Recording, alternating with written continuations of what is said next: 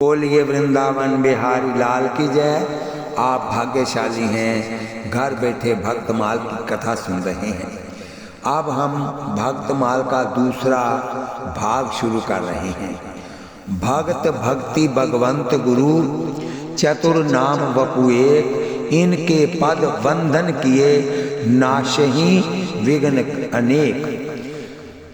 कर्म वितान के मोहमय जाल में फंसा जीव स्वर्ग आदि की प्राप्ति के लिए अथक परिश्रम करते करते जब थक जाता है और ये निर्णय नहीं कर पाता कि क्या कर्म है और क्या अकर्म है, तब बुद्धि विकल हो जाती है, क्योंकि कर्म की ऊहापोह ऐसी ही है।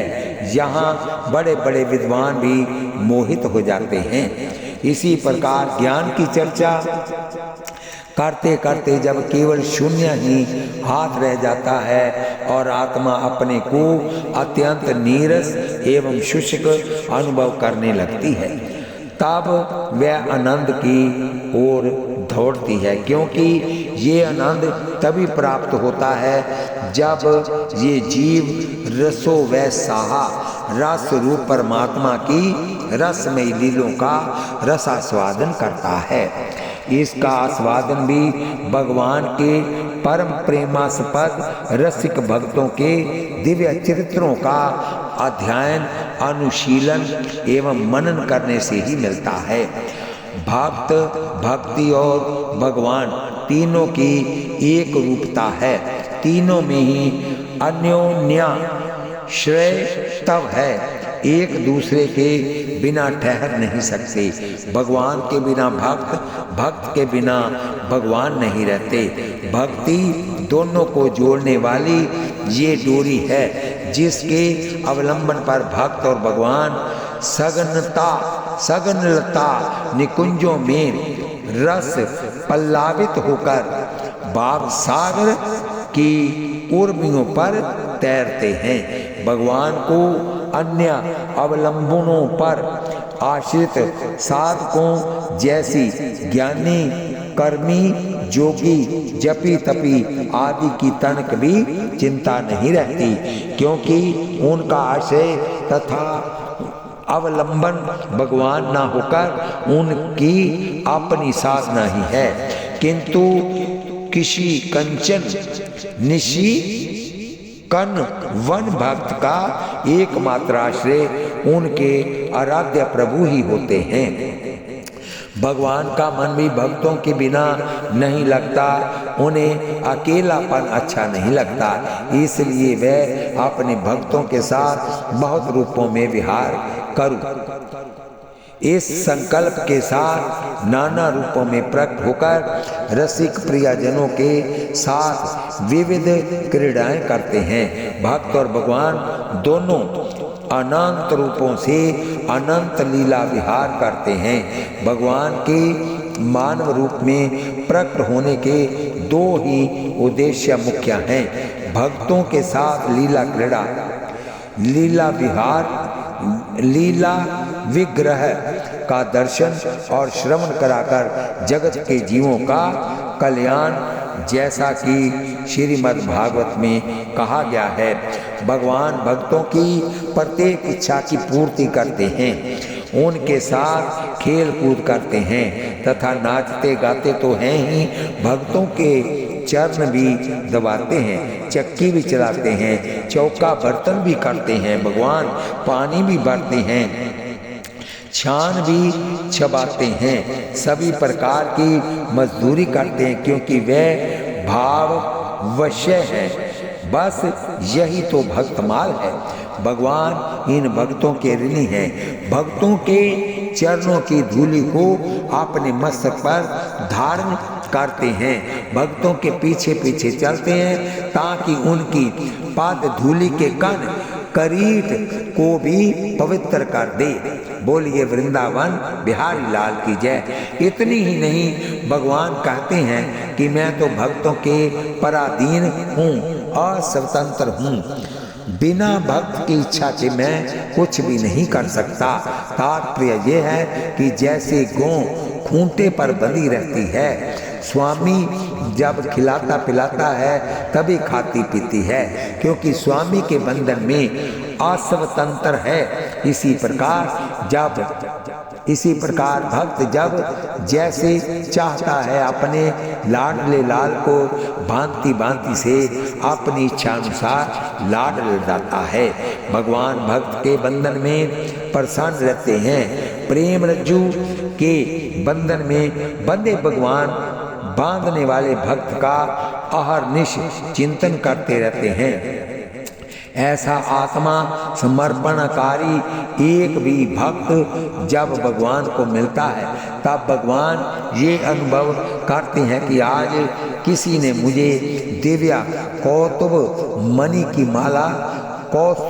मणि की माला पहना दी है।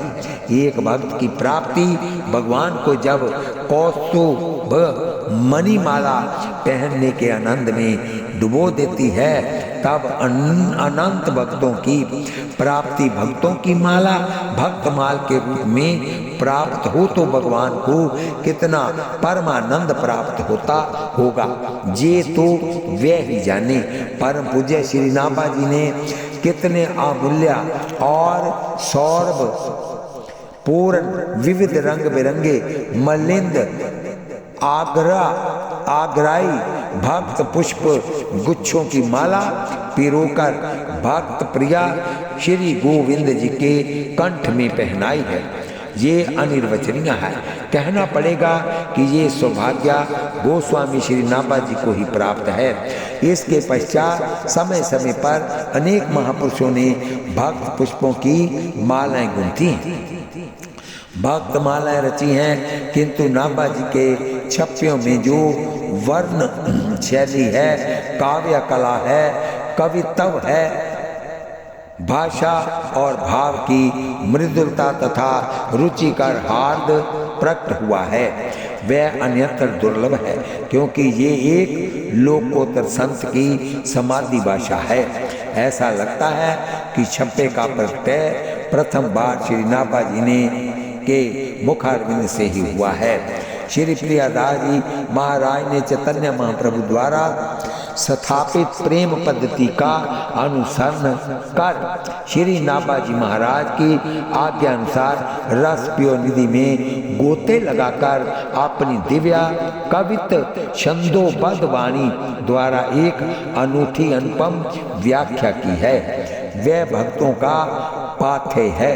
श्री प्रियादास जी के कवित्वों के बिना छप्पियों का मर्म ही नहीं खुलता है। इस प्रकार भक्तमाल भक्ति और भक्तों के पौधा रूपी जीवन को संचित करने में अमृत वर्षा का कार्य करती है। श्री रामचरितमानस की भांति आज श्री नाभा की भक्तमाल का भी व्यापक प्रचार प्रसार हो रहा है। बड़े बड़े विद्वान साहित्यकार इतिहासकार इनकी उपयोगिता को स्वीकारने लगे हैं। संतों भक्तों रसिकों का तो भक्तमाल सर्वस्व है।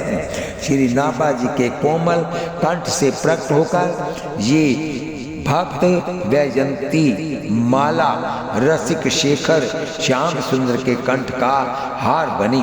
तत्पश्चात भावुक भक्तों की सत्संग सभाओं में इनका कथन श्रवण आरंभ हुआ। इससे सत्संग सभाओं का आनंद अनंत गुणित हो गया। श्री वृंदावन में जब से भक्तमाल जी पधारी तभी से यहाँ के बड़े बड़े रसिक सिद्ध संतों ने इसके रस का आस्वादन किया। टोपी कुंज के बाबा श्री माधवदास जी तथा वर्तमान में भक्तमाल के वेद व्यास पंडित श्री जगन्नाथ प्रसाद जी भक्तमाली के शत शत सुयोग्य शिष्यों को श्री भक्तमाल के अनुपम रस का पान कराया। इसके द्वारा भक्ति का प्रचुर प्रचार प्रसार हो रहा है। संत समाज पूज्य श्री पंडित जी का भारी है। श्री अयोध्या में भी अनेक भक्तमाल के प्रवक्ता हुए और हैं। अनेक स्थान खालसे भी बने तथा अध्ययन अध्यापन की परंपरा है। सर्वप्रथम इनकी सरल हिंदी भाषा टीका श्री अयोध्या धाम से श्री रूप कला जी के द्वारा की गई। तत्पश्चात श्री भक्तमाल पर कुछ विवादास्पद टीकाएं भी लिखी गई, किंतु वह साहित्य, इतिहास तथा रचकों की दृष्टि में समुचित आदर का स्थान नहीं पा सकी। फलता भक्त चरित्र सुधा के पिपासुओं की एक जिज्ञासा निष्पक्ष भावपूर्ण सांगोपांग व्याख्या सुनने की बनी रही।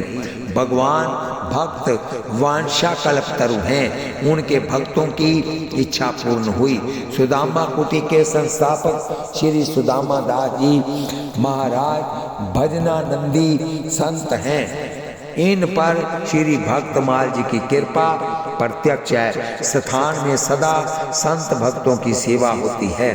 इसी के प्रताप से रामायणी श्री रामेश्वर दास जी, चित्तरकुटी श्री गणेश दास जी, गोवर्धन ये दो विभूतियाँ सुदामा कुटी में पधारी।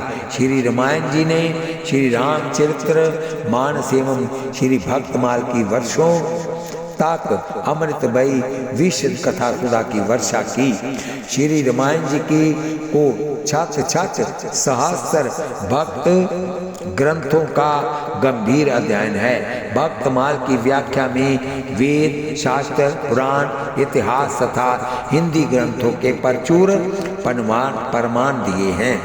साथ ही जन साधारण के लिए दृष्टांतों से भरपूर है।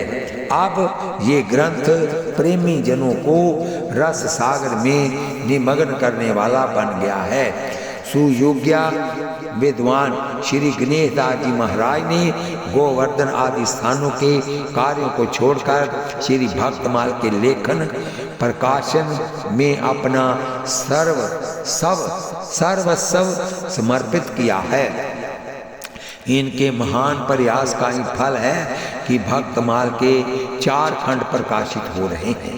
भीषण महंगाई में ऐसा महान ग्रंथ प्रकाशित करना बिना श्री प्रभु कृपा के संभव नहीं है।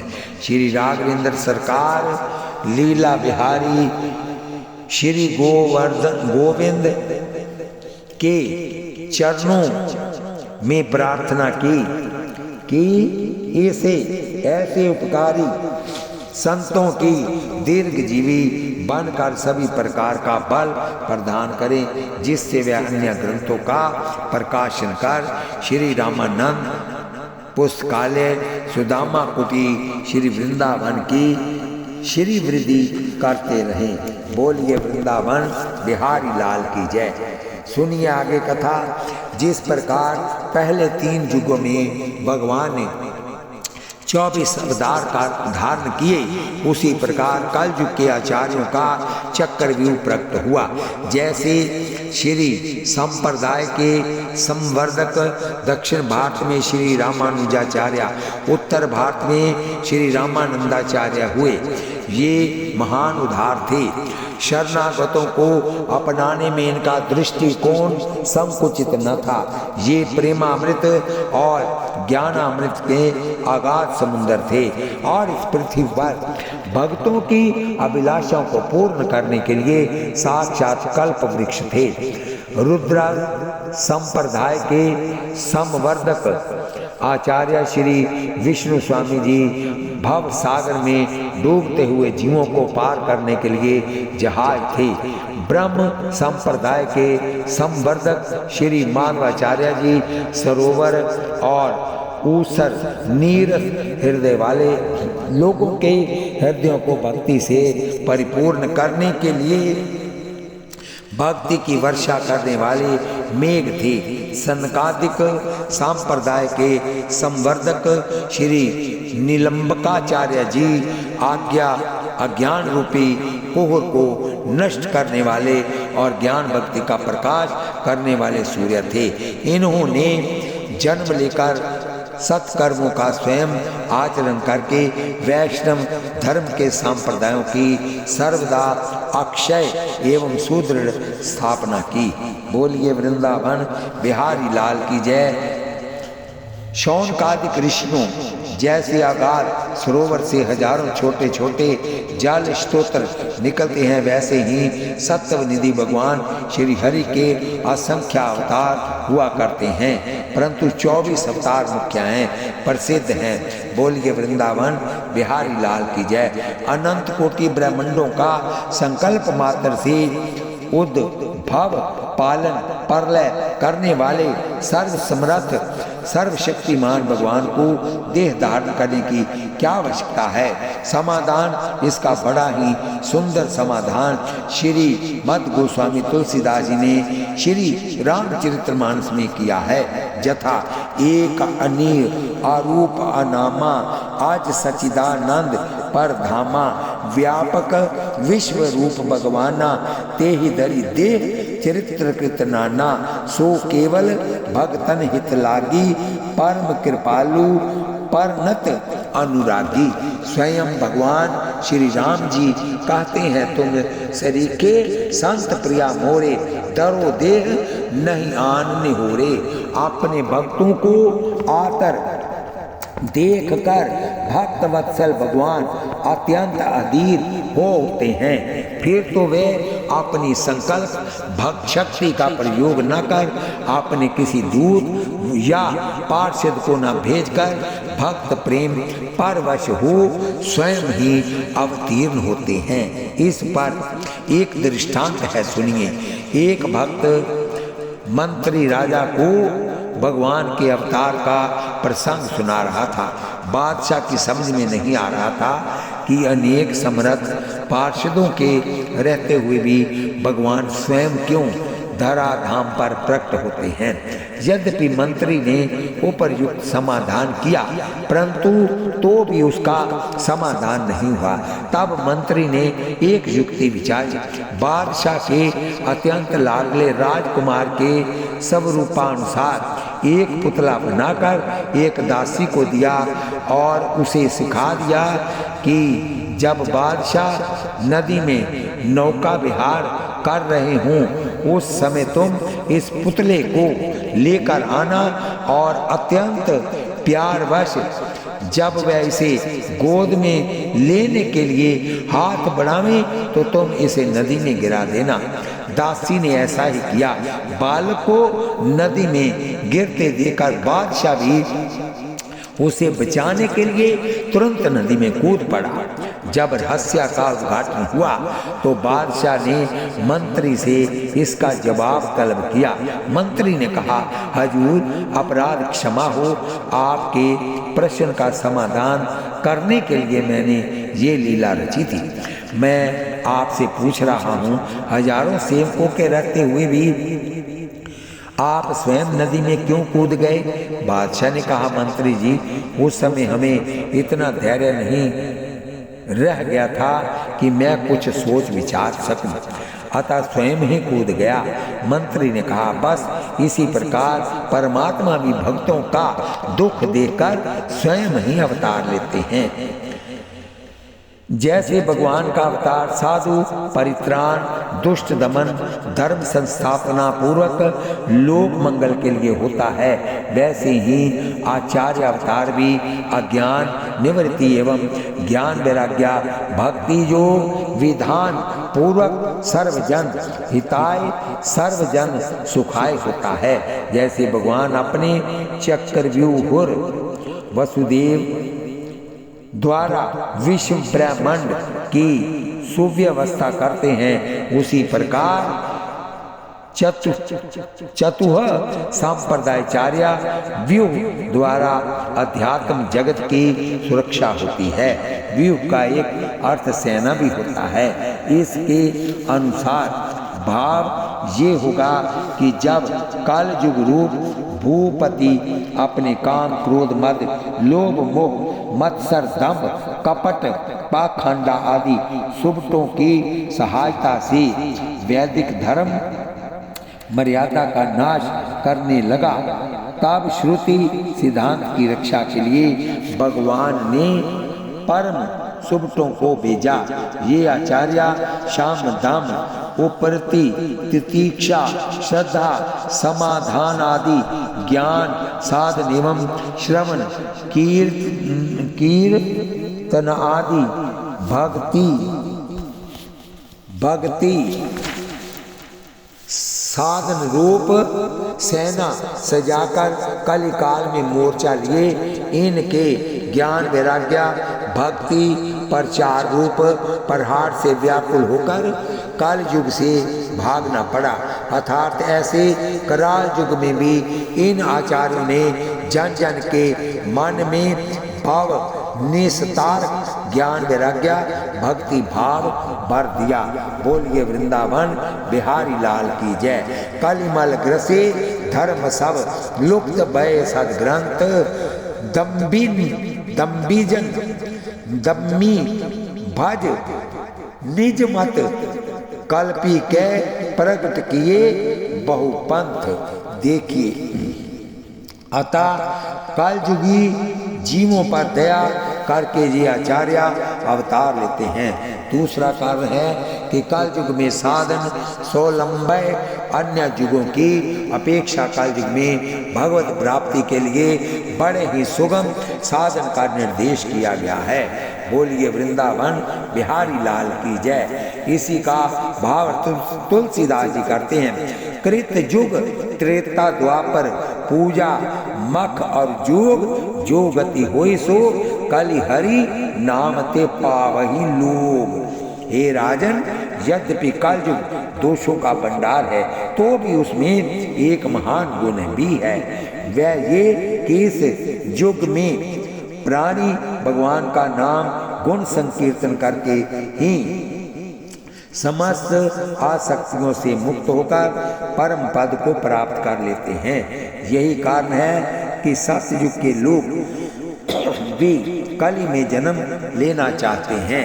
बोलिए वृंदावन बिहारी लाल की जय। बोलिए जुगल सरकार की जय। श्री संप्रदाय में श्री रामो उपासना के पर वर्तकाचार्य स्वामी रामानंदाचार्य जी का वर्णन आगे किया जाएगा। भगवत गुण दर्पण में उदार गुण की व्याख्या इस प्रकार से है। अर्थात पात्र अपात्र देश और काल का कुछ भी विचार न करके निस्वार्थ भाव से जाचक मात्र को वांछित से भी अधिक देना उदारता है।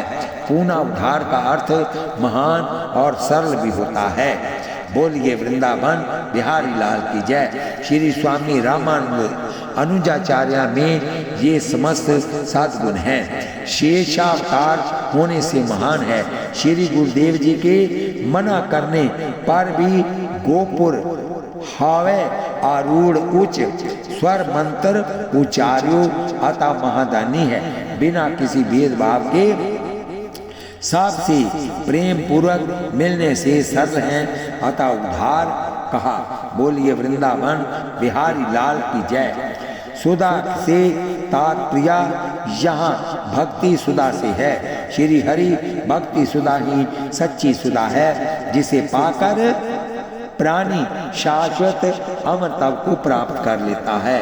जथा बोलिए वृंदावन बिहारी लाल की जय। स्वर्गीय सुधा पीकर अमर कहाने वाले देवताओं के भी मरने की कथा आती है, परंतु भक्तों के लिए भगवान के श्रीमुख के वचन है, ना मैं भक्ता प्रणश्यति।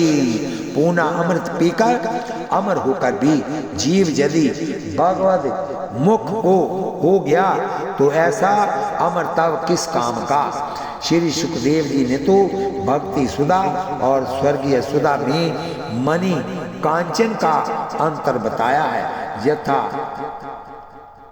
कब सुधा कब कथा लोके कब कांच कब मणि महान। तभी तो कहा गया है सुधा पिए नहीं मरे परे हरि भी मुख पाप में। कहाँ भयो हवे अमर रहो जो अजा ताप में शरणागति हरि भक्ति सुधा सो सांची जानो जाते संस्कृति नाश नित्या सुख सिंधु समानो भक्तिहीन को सुधाहु सुरा सरित ये विधि कही याते रामानुज गुरु सुखद सुधा निधि है सही। करु कल्प तरु का प्रभाव वर्णन करते हुए श्री तुलसीदास जी लिखते हैं कि जाई निकट पहचानी तरु श्याम समन सब सोच मांगत अभिमत पाव जगराव रंक भव पोच। उसी प्रकार से आप भी प्राणी मात्र के शोक संताप को दूर कर अभीष्ट पूर्ण करने वाले हुए। विशेषता यह है कि कल्प वृक्ष अर्थ धर्म और काम तक ही दे सकता है। मोक्ष भक्ति तथा प्रेम प्रदान करने तथा परमात्मा से मिलाने की शक्ति उसमें नहीं है। तभी तो देवता कहते हैं कि दिक जीवन देव शरीर हरे तब भक्ति बिना भाव भूलि परे भाव भव परवाह संतत हम परे आप प्रभु पाहि शरण अनुसरे। परंतु आचार्य चरण तो चारों पुरुषार्थों से परे प्रेम प्रधान कर परमात्मा से भी मिलाने में समर्थ है। दूसरी बात ये कि कल्प वृक्ष स्वर्ग में है, वह केवल देवताओं को सुलभ है, सर्व सुलभ नहीं है। और आप अपनी कल्प तरु हैं अतः सबको सहज सुलभ हैं। तीसरी बात यह है कि कल्प तरु की महिमा सुनी तो जाती है, परंतु उसके स्वर्ग में रहने पर भी देवताओं का दुख शोक अशेष निशेष नहीं होता देखा जाता है। परंतु आचार्य पाद तो समन सकल भाव रुज परिवारु है। बोलिए वृंदावन बिहारी लाल की जय, बोलिए जुगल सरकार की जय।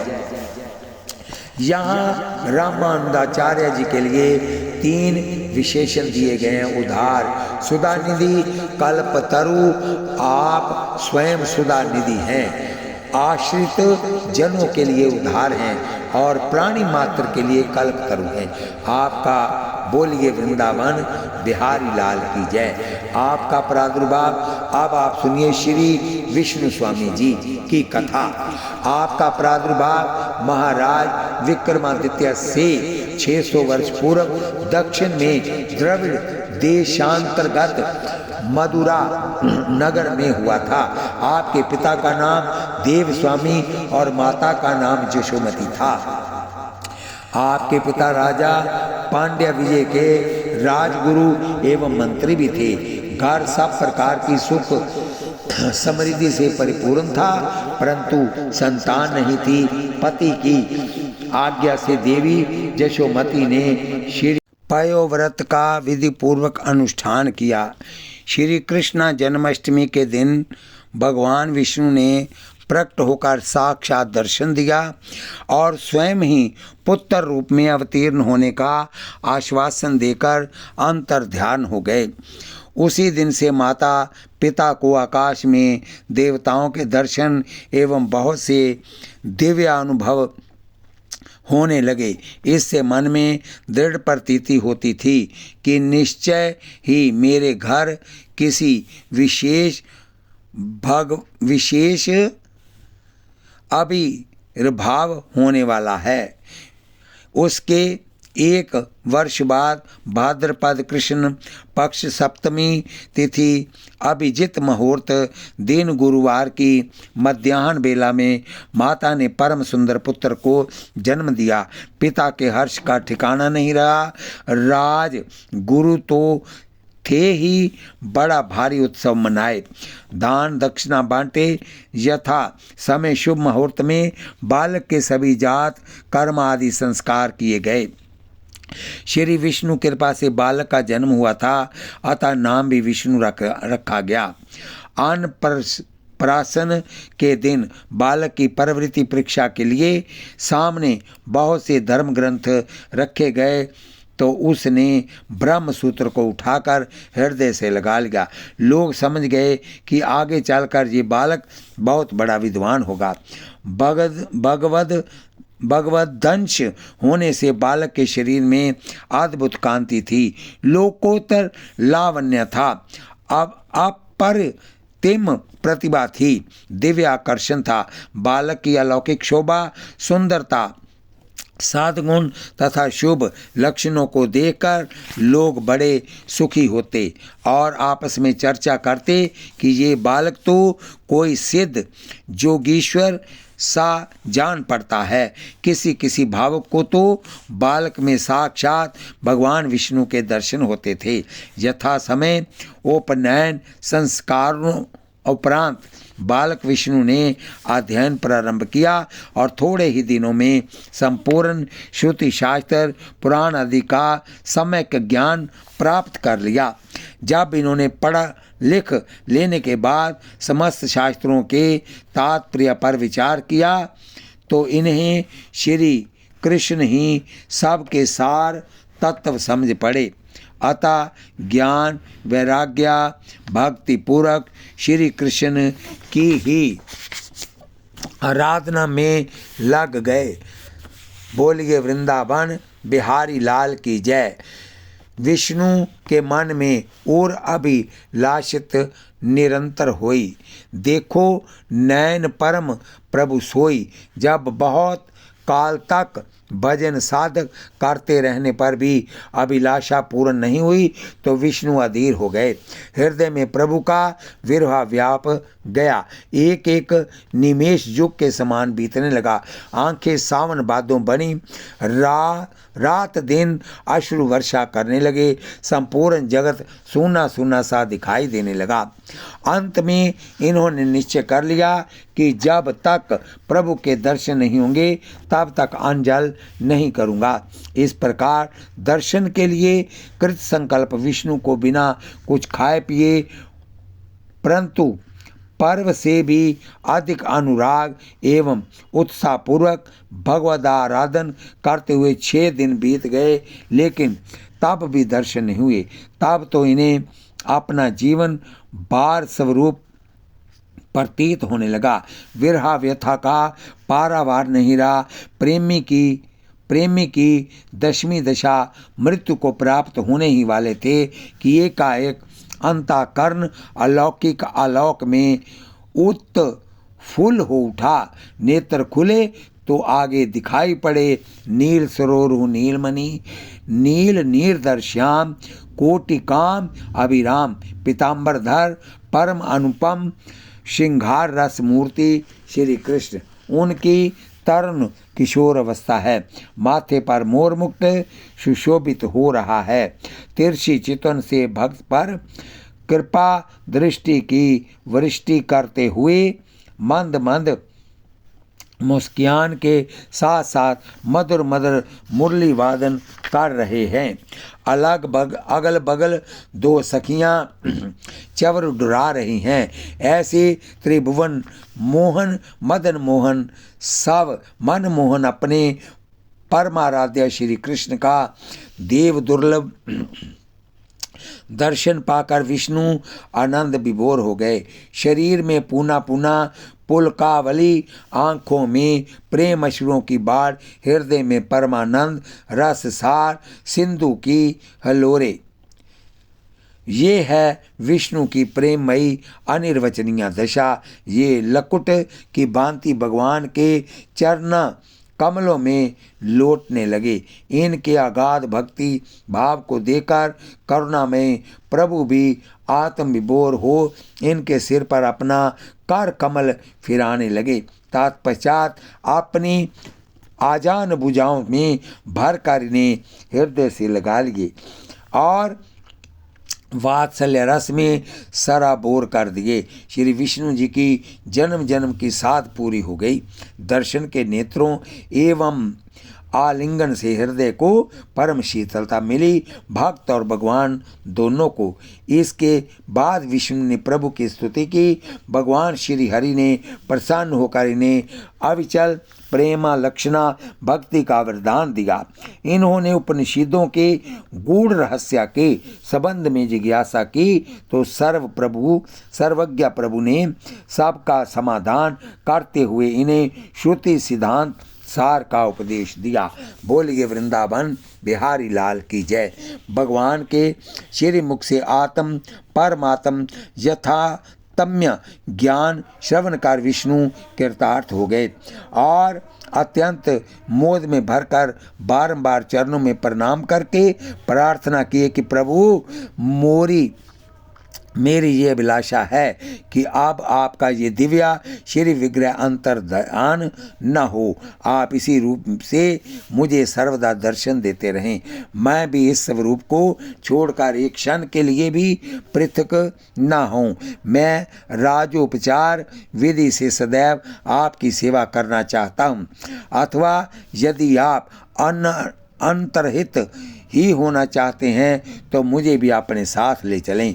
प्रभु ने कहा, भक्त शिरोमणि, आपसे मुझे भक्ति का प्रचार कराना है, अतः आपको संग तो नहीं ले जा सकता। रही बात दर्शन की तो आप मेरी एक मूर्ति बनवाइए, मैं उसमें साक्षात स्वरूप में प्रविष्ट हो जाऊंगा। आप उसी की सेवा पूजा करते हुए शरणागत जीवों का उद्धार करना। इसके बाद भगवान ने एक परम भागवत मूर्ति निर्माता को भी कृपा करके दर्शन दिए और उसे अपने स्वरूपानुसार मूर्ति बनाने की आज्ञा दी। जब मूर्तिकार ने मूर्ति बनाकर तैयार की तो प्रभु स्वयं उसमें प्रवेश कर गए। श्री विष्णु जी उस विग्रह का दर्शन कर साक्षात दर्शन का ही सुख पाए। बोलिए वृंदावन बिहारी लाल की जय। बड़े ही अनुरागापूर्वक भगवान का आचरण वंदन करते जो भी जीव आपकी शरण में आया उसका आवागमन मिट गया। स्वयं भगवान श्री कृष्ण के दिव्य देश से माता पिता की आज्ञा लेकर अपने उत्तराखंड की तैयारी की तो बद्रिकाश्रम में साक्षात भगवान नर नारायण के दर्शन हुए। व्यास गुफा में भगवान वेद व्यास जी का दर्शन हुआ। व्यास जी ने आपको प्रस्थान नंत्री गीता तथा समस्त शास्त्रों का रहस्य समझाया। श्री व्यास जी की ही कृपा से आपको श्री सुखदेव जी का दर्शन हुआ। श्री सुखदेव जी से आपने श्रीमद् भागवत का अध्ययन किया। फिर सुखदेव जी के साथ कलाप ग्राम गए। वहाँ रुद्र संप्रदाय के आचार्य श्री त्रिपुरारी जी के दर्शन हुए। श्री त्रिपुरारी जी से ही आपने सांप्रदायिक शिक्षा दीक्षा ग्रहण की। मंत्रोपदेश करके आचार्य श्री त्रिपुरारी जी ने कहा, प्रथम गोलोक धाम में प्रात पर ब्रह्मा पुरुषोत्तम भगवान श्री कृष्ण ने श्री रुद्रदेव को ये गोपाल मंत्र प्रदान किया था। श्री रुद्रदेव जी से मुझे प्राप्त हुआ था और आज श्री हरि के अनुग्रह से ये महामंत्र मुझ से तुमको प्राप्त हुआ। अब तुम इसका प्रचार प्रसार करो, जगत के जीवों का कल्याण करो। अब तुम्हारा ये विष्णु नाम संसार में विष्णु स्वामी के रूप में विख्यात होगा। आचार्य का आदेश शिरोधार्य करके आप वहाँ से वापस लौटे। मार्ग में देव ऋषि नारद जी का शुभ दर्शन एवं भक्ति प्रचारार्थ शुभ देश मिला। फिर श्री ब्रज एवं वृंदावन का दर्शन करते हुए मथुरा पहुँचे। इसके बाद से आपके सहस्त्रों शिष्या पर शिष्य हुए। एक बार श्री विष्णु स्वामी जी अपने बहुत से शिष्यों को साथ लेकर श्री जगन्नाथ भगवान का दर्शन करने नीलांचल जगदीशपुरी गए। उस दिन श्री ठाकुर जी का फूल डोल उत्सव था।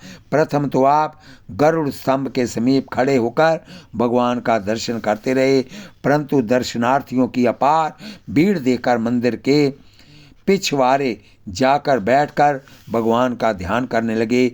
भक्त के भाव को विचार कर श्री जगदीश भगवान ने उधर भी मंदिर का द्वार कर दिया। प्रभु की कृपा विचार कर आप गदगद हो गए। दर्शनार्थी लोग इस नवीन दरवाजे पर भी सहस्रों की संख्या में एकत्रित हो गए। यहाँ भी अत्यंत भीड़ बाढ़ देखकर श्री विष्णु स्वामी जी दक्षिण ओर जाकर बैठे तो उधर भी एक द्वार हो गया और वहाँ भी हजारों लोग जुट गए। तब आप उत्तर की ओर जा बैठे, वहाँ भी वैसे ही दरवाजा और दर्शनार्थियों की भीड़ हो गई। जब लोगों का ध्यान इस ओर आकर्षित हुआ कि प्रभु ने इनके लिए मंदिर में चारों ओर 4 द्वार कर दिए, तब तो सभी लोग बड़े ही प्रभावित हुए और श्री विष्णु स्वामी जी के चरणों में पड़कर दंडवत प्रणाम किए तथा भक्ति का उपदेश ग्रहण किए। तीर्थ पर्यटन के ब्याज से आपने समस्त भारत में परिभ्रमण किया तथा विमुख वादी जनों को शास्त्रार्थ में पराभूत करके निज सिद्धांत का बड़ा व्यापक प्रचार किया। अतः आप निरंतर श्री कृष्ण स्वामी इस महामंत्र का जप करते रहते। इसी को परम ज्ञान, परम ध्याय और परम कल्याण मानते थे। आपने शुद्धा सिद्धांत का प्रचार प्रसार किया। आपकी उपासना पद्धति में वात्सल्य रस प्रदान है। भगवान की उत्तरोत्तर राग भोग श्रृंगार सेवा नित्य ही बड़े नेम और प्रेम से होती है। बोलिए वृंदावन बिहारी लाल की जय।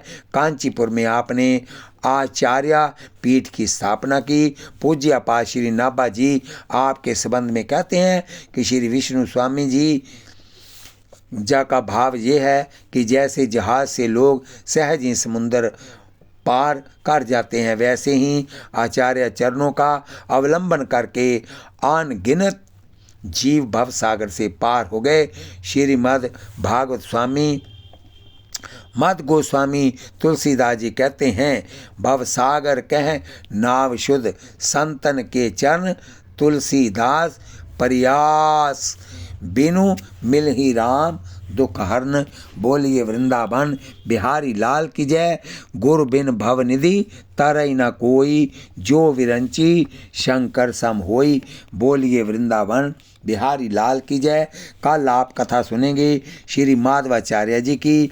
इस कथा को हम यहीं पर विश्राम देते हैं। कथा सुनते हुए आप हाथ में माला लीजिए, जीवा से नाम जपिए, आँखों से भगवान के दर्शन कीजिए और कानों से कथा सुनिए। एक पंथ 4 काज हो गए। कथा सुनते हुए आप इसको सब्सक्राइब लाइक शेयर करें। आपकी शेयर की हुई कथा जहाँ तक जाएगी, जो लोग सुनेंगे उनका आधा फल आपको भी प्राप्त होगा। सब्सक्राइब एक बार ही होता है, शेयर और लाइक आप रोज़ कथा सुनिए और रोज़ कीजिए। बोलिए वृंदावन बिहारी लाल की जय।